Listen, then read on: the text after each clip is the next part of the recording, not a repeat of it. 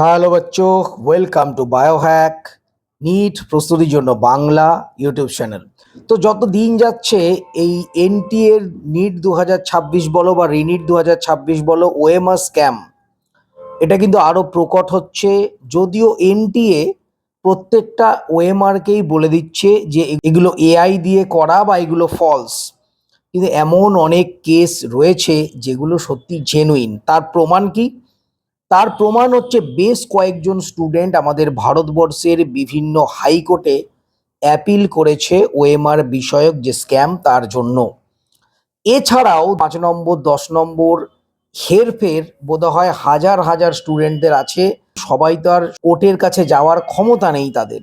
তো ওএমআর স্ক্যামটা এবছর কিন্তু চলছে। যেহেতু রিনিট হয়েছে, পেপার লিকের কোনো খবর মানে অফিসিয়াল খবর না পেলেও স্ক্যাম যেহেতু স্ক্যামাররা করবেই, সেই জন্য হয়তো ভেতরে ভেতরে ওএমআর চেঞ্জ বলো বা ওএমআর স্ক্যাম বলো, এই সমস্ত করে অনেক সংখ্যক স্টুডেন্টের নাম্বার বাড়িয়ে দেওয়া হয়েছে। প্রচুর জেনুইন কেস কিন্তু আসছে। এছাড়াও আমার কাছে একজন স্টুডেন্ট এবং তাদের গার্জিয়ান এসেছিল। তারা যেটা কমপ্লেন করেছে, রিনিট 2026 সালে ফিজিক্সের যে দুটো অ্যান্সার দিয়েছিল একটা কোশ্চেনে, সেই দুটো অ্যান্সারের মধ্যে যে কোনো একটা করলে নাম্বার দেওয়ার কথা ছিল, সেই নাম্বারও তাদের দেয়া হয়নি। তো বিভিন্ন রকম স্ক্যাম কন্টিনিউ চলছে। ঠিক স্টার্টিং হয়েছিল নিট 2024 সালে, যেখানে ব্যাপকভাবে পেপার লিক হয়েছিল। সুপ্রিম কোর্টে কেস উঠেছিল।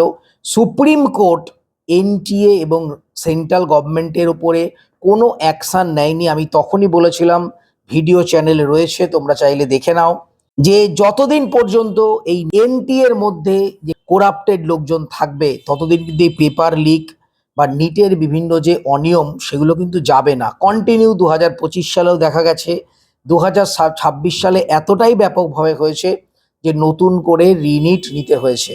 এই রিনিট ঘোষণার পর অনেক স্টুডেন্ট আমাদের ছেড়ে চলে গেছে। সেই কারণে স্টুডেন্টরা কিন্তু আন্দোলন করছে। তোমরা জানো যে দিল্লির যন্তর মন্তরে আন্দোলন চলছে, এবং সেই আন্দোলনে দিল্লি পুলিশ নির্বিচারে স্টুডেন্টদের ওপর লাঠিচার্জ করেছে, তাদের উপর অত্যাচার চালিয়েছে। কি ঢাকার জন্য? স্টুডেন্টরা কি করতে গেছিল? স্টুডেন্টরা গেছিল যেন পেপার লিক না হয় সেই ব্যাপারে কথা বলতে। তাদের দাবি ছিল কি? শিক্ষামন্ত্রী ধর্মেন্দ্র প্রধানের ইস্তফা। তিনি এখনো পর্যন্ত চেয়ার আগলে বসে আছে, ভাবা যায় না। মানে মানুষের ন্যূনতম লজ্জাটুকুও থাকে। তো গভর্নমেন্ট এবং শিক্ষা দপ্তর, শিক্ষামন্ত্রী মানতেই চায় না যে পেপার লিক হয়েছে। পরবর্তীকালে বলে হয়েছে আমরা এই করব সেই করব। এই বছর তোমরা জানো কয়েকজন টিচার এবং কিছু সংখ্যক স্টুডেন্টকে ধরেছে। এমন যেন ভাব দেখাচ্ছে তারাই পেপার লিকের পেছনে মেন, কিন্তু সেটা তো নয়। পেপার লিক একটা বিরাট বড় চেন। 2024 সাল থেকে দেখে যাচ্ছি, 2024 সালে মেন মাফিয়া তার কিন্তু কিছু হয়নি। পেপার লিক একটা চেন ওয়াইজ কাজ হয়। এর পেছনে অনেক বড় বড় মাথারা আছে, তাদের কিন্তু কোনো অ্যাকশন হবে না, তাদের কোনো সাজা হবে না। সামান্য এই কয়েকজন টিচার এবং কয়েকজন স্টুডেন্ট যাদের ধরেছে তাদেরকে শ্রীখণ্ডী করে নেওয়া হবে, তাদের উপর একটা অ্যাকশন দেখিয়ে দেখানো হবে। যেভাবে নির্বিচারে স্টুডেন্টদের উপর অত্যাচার করা হয়েছে, এটা কোনোভাবে মেনে নেওয়া যায় না। আমি এর তীব্র প্রতিবাদ জানাই। শুধুমাত্র নিটের যে পেপার লিক হয়েছে সেটা কিন্তু নয়, নিট বাদ দিয়েও 2024 থেকে আরও অনেক সংখ্যক পরীক্ষার পেপার লিক হয়েছে। সেটা অনলাইন হোক অফলাইন হোক, সমস্ত এক্সামের পেপার কিন্তু লিক হয়েছে। শুধু নিটের ইস্যু নয়, এই যে লক্ষ লক্ষ স্টুডেন্ট যে রাস্তায় নেমেছে, কোনো পার্টির কথা বলছি না, এটা যে কেউ করতো, স্টুডেন্টরা কিন্তু নামতো। এর কারণ স্টুডেন্টরা রীতিমতো তিতি বিরক্ত। স্টুডেন্টদের কোনো ভরসা এনটিএ বা গভর্নমেন্টের প্রতি নেই। এর কারণ এই গভর্নমেন্ট স্টুডেন্টদের যে কথা ভাবে এই ধরনের কোনো কিছু এখনো অবধি করতে পারেনি।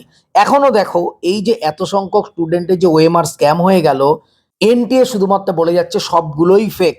কখনো হতে পারে না সব ফেক।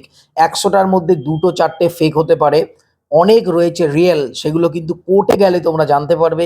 কোর্টে যে 2-4টে কেস উঠেছে তার রেজাল্ট আসুক, তখনই তোমরা জানতে পারবে এনটিএ কি করবে। সেই সমস্ত স্টুডেন্টগুলোর নাম্বার বাড়িয়ে দিয়ে ধামাচাপা দেবে। সুতরাং এই গভর্নমেন্টের এই ধরনের কোনো মেন্টালিটি নেই যে পরীক্ষা পদ্ধতি বলো বা আমাদের এডুকেশন সিস্টেমটাকে আমরা ঠিক করব, আমাদের স্বাস্থ্য ব্যবস্থাকে আমরা ঠিক করব, এই ধরনের কোনো এদের মন মানসিকতা নেই। মন মানসিকতা যদি থাকতো, 2024-এ এই ব্যাপক যে ঘটনা ঘটেছিল তখনই কিন্তু এরা যথাযথ ব্যবস্থা নিত। কিন্তু কোনো রকম ব্যবস্থা নেওয়া হয়নি। এখনো পর্যন্ত রিনিট 2026 যে প্রপারভাবে হয়েছে 100% বলা যাচ্ছে না। যখনই অনেক বেশি সংখ্যক এই রিনিটে ওএমআর স্ক্যাম সামনে আসবে, সঙ্গে সঙ্গে এমসিসি দেখবে কাউন্সেলিং স্টার্ট করে দেবে এবং কোর্টে কেস উঠলে সরকার এবং এনটিএ গিয়ে বলবে যে আমাদের কাউন্সেলিং স্টার্ট হয়ে গেছে, সুতরাং এখন আর কিছু করার নেই। এটা কিন্তু প্রত্যেকবার ঘটছে। বহু সংখ্যক স্টুডেন্টের সঙ্গে ওএমআর এর প্রবলেম হয়েছে।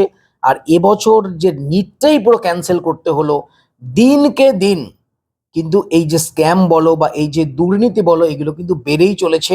এগুলো বন্ধ হওয়ার কোনো রকম ইচ্ছা সরকারের ক্ষেত্রে নেই, শুধু মুখেই বলে যাচ্ছে 2024 সালেই ধর্মেন্দ্র প্রধানকে শিক্ষামন্ত্রী থেকে বরখাস্ত করা উচিত ছিল, কিন্তু এখনো নির্লজ্জের মতো চেয়ার আগলে বসে রয়েছে।